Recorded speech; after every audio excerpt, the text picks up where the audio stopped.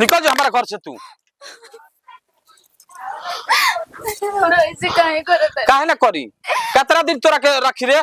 जब एगो लड़का फैका ना हुई हन तो तोरा रहला से घर में का फायदा बा। हां गांव घर हमारा के ताना मारताटे साथी संगति हम कहता का हो बाल बच्चे अपना हाथ में ना हो के नहीं तो भगवान के ऊ ना ओकरा ठीक बा बाकी तोरा रहला से का फायदा बा। भगवान आज न तो कल जरूर दिहन जी उनका घर कैसे दिहन तोरा आंसू बहला से दिहन। ऐसे काहे कहत नहीं जी हमार बात माने हम कहां तू चल जाइबी तो हम दूसर में हैरान लिया तोरा लेखा में हैरान काम नहीं की। हमरा तो वादा कइले रही ना कि हमरा जीते ओ वादा कइले रही बाकी तोर बाले बच्चा रही तो वादा कइले से का फायदा भाग। माई हम कौन भाई भौजाई के द्वार पर अपन मुंह लेके जाई।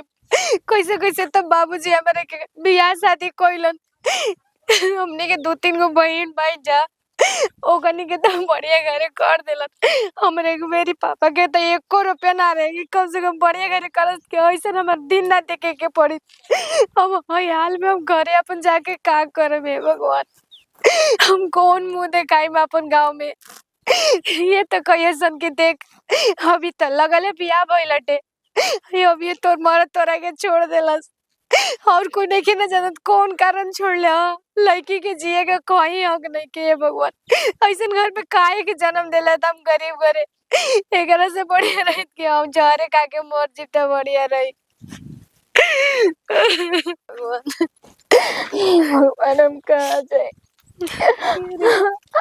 आज एगो बाल बच्चा खातिर हमर मुझे भगवान के घर से निकाल देला। लगता है कि यो हमरा लेखा दुखियारी बिया का जानी काहे रोत या कने हुआ वो भी सुनसान जगह में एगो आदमी निकल लौकत। जाके पूछी कि ना पूछी पूछता नहीं के शादी करे के कहनी तब वो कहनी है कि ठीक बराबर शादी बियाह करी। हम घर के कोनो एगो कोना में पड़ल रहम लेकिन आगे तो हमरा के देखलो पसंद नहीं के करत। ए कन्या तार कहाँ घर काहे रोत तड़वई से का बात बा। वही हमार दुख के हमर रोवे के कारण मत पूछा। अरे आज हमरा पता चला कि लड़किन के जीवन धिक्कार बा। लड़किन के दुनिया में नैहर में ससुराल में कहियो कोनो जगह नहीं के। ई तो बात तू ठीक कह तड़ू बहन हमरो कुछ तारे लेखा मिलत जुलत कहानी बाटे। तार गांव कहाँ हटे आखिर तार का बात रहे कि तारे के घर से लोग निकाल देलस।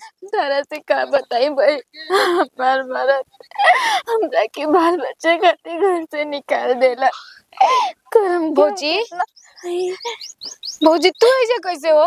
मुझे जी रौरा मुझे जी और भैया हमरा के घर से निकाल देने कहा था नहीं कि दोसर शादी ब्याह करम कहा से कि हमरा के घर के वंश नहीं की दे सकत।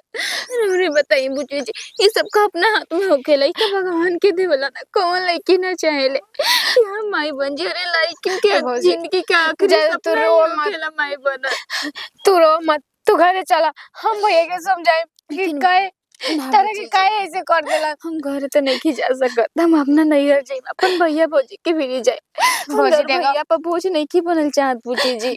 कोई कोई खातिर बोझ ना होला भौजी ई सब कहे काहे के और देखा तड़ू जैसे तहार हाल वैसन हमारा 2 रुपया बेसी देके हमार तिल का बियाह कइले रहत जाता आज हमारी हाल ना न बरे। आज हमार घर से बक्सा गइल उतना बड़का बड़का बक्सा हमार ससुराल में गइल। आज हमरे के गेटरी बांध के भगा देला सन भौजी घर से निकाल देला सन। बताई रगत अपन घर के हालात जानता नहीं लो अपन भैया के हालात जानता नहीं लो हम जानता नहीं तू चलो घरे हम भैया से समझाए रौरा घरे जाए नर भैया अकेले कमुआ के टाइम से खाना उना बनाए खियाए हमरा क्या मत नैहर जाए दी हमरा एजी नहीं के रहे भौजी तू नैहर मत जा चलो हम तारा के समझाए भैया के चला ना बुची जी रौरा जाए अपन भैया के ख्याल रखम। भैया जौन तू कहाँ जेबू बतावा अपने घरे जाए अपन भैया बिरी अपन भौजी बिरी जाए बुची जी रौरा चल जाए। वहाँ के गोल बनी खाए अभी तक ले ना आई कि इतना कही ना कि अभी 2 गो रोटियां मुंह में लगा के चल जाई केनु बाहरी तो यहाँ के का हो का कर तड़ू अबे खाना ना बनू का खाना बनने नहीं के रौरा कबे से टेंशन करते रौरा चलते हमू नहीं की खा टाइम से बताई तो अरे का करबू हो चाचा केहन तनी बैठ नहीं सर समाचार लागल अरे सही तो दुख दूगो सुख होखे रोटी खा के नाश्ता क के अपन घरी जाला खाई पियब रोकले बनी रौरा के बताई तो रौरा जाना तनी कि हमरा बेगर ई ना खा ले तब रौरा चल जाता नहीं छोड़ के तारा खाना लेला कम से कम कैसे खाली बिना तू रौरा जानते बाड़ू खइले? कि मर्द मानुस में तनी केहरो निकल गयो तनी कि लेट कुल लेट हो नहीं जाला लेट कुलेट हाँ? होता तो अपन नाश्ता करके घर से जाई ठीक है बात चलो तब देहिया कहीं हम घसकल नहीं की देखल चाह ठीक बा ना अरे खुश रह अरे बुच्ची उठे उठे काहे रोत नहीं काहे रोत नहीं ये अचानक आगुन घर में कुछ कहबो ना कैलक का दिक्कत हो गइल बुच्ची नीलू अरे वहां के ना साथ में तो रही नहीं पाऊ नहीं बुच्ची भैया हमको बुलाइए और ना हम कब एजी से जाए ये का कहत नहीं का हो गइल कहतड़ी रे पगली हाँ भैया हमरा के घर से निकाल ले कहता नहीं घर में तोर कोनो जगह नहीं आखिर का है ऐसे पागल तोरा है के का? दान दहेज में कोनो कमी नहीं कीजा कैले रे पागल एगो है। सुई तक दे देले बानी तब वो काहे ऐसे करता हूं हमका के औलाद के सुख नहीं की न दे सकत है के वजह से कल उनकी दोसर बियाह शादी करिया हमारे घर में कोनो जगह नहीं के भैया एकदम उ पागल बा यही बताओ अरे आज अबे तोर कौन अरे चुप रही था उनका के उमर चले गइल आने बारे? के चलते जा भी अभी उनका कमी के समझावत जा ई कोन बात सुनो। होई करा ऊपर अभी और भाई है भौजाई मातारी के बदल हमनी के मातारी बाप खड़ा बन जा ठीक ना करे ऊपर कोनो बात के कोनो असर ना हो कि वो तो जिद लेके बैठ गई बाबा तू रो मत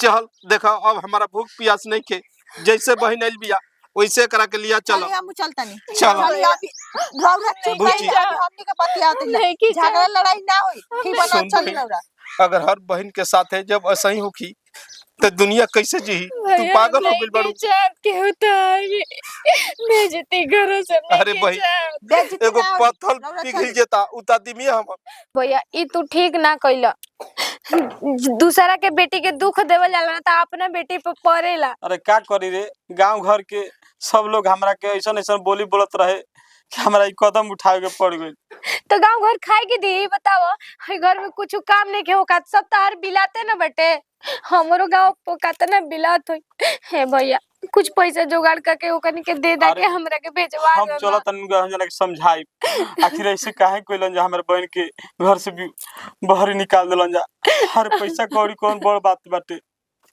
हां हम जानी के बनाई न तू चिंता मत कर बाकी क्या करी हमारा ना भैया एक बुझाई बार तू भौजी बबिया लगे तनी। फोन करा ना भौजी के बुलावा हमरो निक नहीं के लगो तुम करबी ना अच्छा ठीक बा हम फोन करब तू घबरो मत हमारा बड़ी बुझाता ना ऐसा करे के चाहत रहे अरे गांव घर के बात सुन हमरो के रुक तो हम वो फोन सही करता आखिर कहाँ गोइल होई अब वो तो हमरा पता नहीं कि क्या गोइल कहाँ होई तो पता ये करे घर के में। एक बार कोशिश कर अरे आगे बताई खुश रह लोग खुश रह प्रणाम भौजी ई बताई कि हमार बहन में कौन कमी रहे कि रउआ हमार बहन के निकाल देनी अरे एगो भगवान औलाद न दिहलन तो सब ऊपर वाला के कृपा बा अबे रउआ सब के उम्र कौन होइल बा हां रउआ ठीक कहतनी बाकी हम गांव घर के लोग के ताना सुन के हमारा दिमाग ना काम करत रहे एक वजह से हम ऐसा कदम उठा देनी गांव घर देखी फरहू खातिर बहुत आदमी बनल ठीक नु आ ये बतिया हमनी के रही कि लड़किया के आगे रौरा कुछ नहीं की पाहुन के छोड़ दी तो रौरा कैसा लागी अपना पर रौरा सोचा तनी बताई बहन हमरा कितना छछनतिया यही के पाप तो हमरो पड़ल बाटे कि हमार बहन के घर से तिलक के पाछा बगे दिले बाउजा घर ले वो तो एबरा खाले आइली यही से कहाला कि कोई के लूल देख के या लंगड़ देख के विकलांग देख के ई सब बाजिन देख के ना हो देखी संजला हमारे के माफ कर दीजा ऐसा गलती हम ना होई अब नहीं आवा तू हमारा के माफ करिया देखो माफ कर दिया हमारा के दूसरा के हाला में ऐसे पर की तारा संगे कोई नहीं बताई जाके छछन ना छछन जी। रोवत आई और हमरा से माफी मत मांगे अरे पति के स्थान तो भगवान के स्थान के बराबर दिहल गइल बा और भगवान हमरा से माफी मांगे हमरा मंजूर नहीं के ज्यादा तू यही घर में रहिया अब कहूँ नहीं के जाएगी तारा अब कोई कुछ भी करी हमारा नहीं के दूसरा के बात सुनने के बहन तू काहे रो बतड़ तहार ऐसा कौन ऐसा कहानी बा कि तू रो बतड़ अरे तहार त खुशी रहे के चाही अरे खुश का होगे भैया कले रहलन कि हम 10 लाख दहेज दे। अरे जब भैया के हंसियत ना रहे तो काहे के कह देलन। यही कारण हमरा के घर से लोग निकाल देलस कि तू दहेज लेके आओ तब तोरा के घर में रह देवल जी। सुनी पाहुन पर ई बुझी बहिन ना, पाहुन पर कोनो गलती बिल नहीं खतिया बहुत रउआ भरी पैसा नहीं खे तो रउआ पैसा के हम मदद दे जितना रउआ तिलका दहेज बाकी बा उतना हमारा से नहीं जाए, रउआ बहन के काहे वही के- घर में बैठाई रिक्स उठाई हम जमीन अपन अरे, बेच के दे। नहीं रउआ जमीन मत बेची। जब राउर बहन बाड़ी तो हमरो बहिने बाड़ी। जब ठीक नु। पैसा हमनी के लोन निकाले के जमीन बेचे के वही पैसा थोड़ा थोड़ा करके हमनी के भैया के दे देवल जाए। कम से कम बुच्ची जी के घर तो बस जाई ना जी। ठीक कह ताड़ू। चली ठीक है बाटे इनकरा कसम पानी उनी पी लें जा चली जा घर में। चलो आई भैया जा हमनी के सुबेरे चलल जी करा के लिया चलो भौजी। ठीक बा। चली चली आई।